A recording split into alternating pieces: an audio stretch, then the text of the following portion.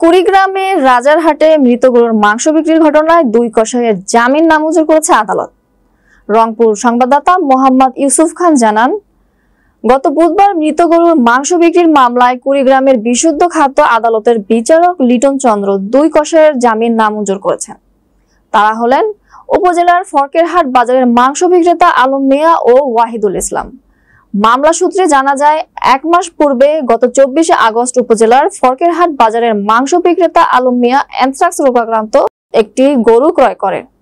ভ্যানযোগে ফরকেরহাট বাজারে নিয়ে আসা অবস্থায় পথিমধ্যে গরুটির মৃত্যু হয়।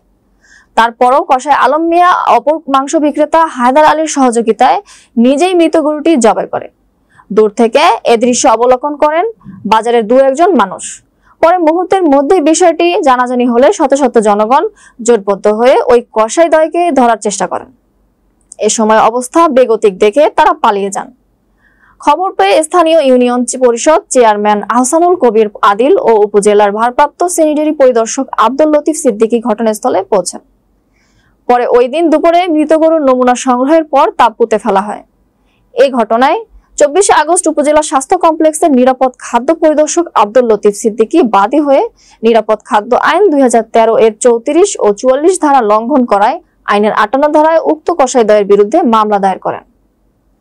1 মাস পলাতক থাকার পর বুধবার ওই মামলায় আসামি আলম মিয়া ও ওয়াহিদুল ইসলাম জামিনের আবেদন করলে কুড়িগ্রামের বিশুদ্ধ খাদ্য আদালতের বিচারক লিটন চন্দ্র উক্ত কসাইদের জামিন নামঞ্জুর করে তাদেরকে জেল হাজতে প্রেরণের নির্দেশ দেন।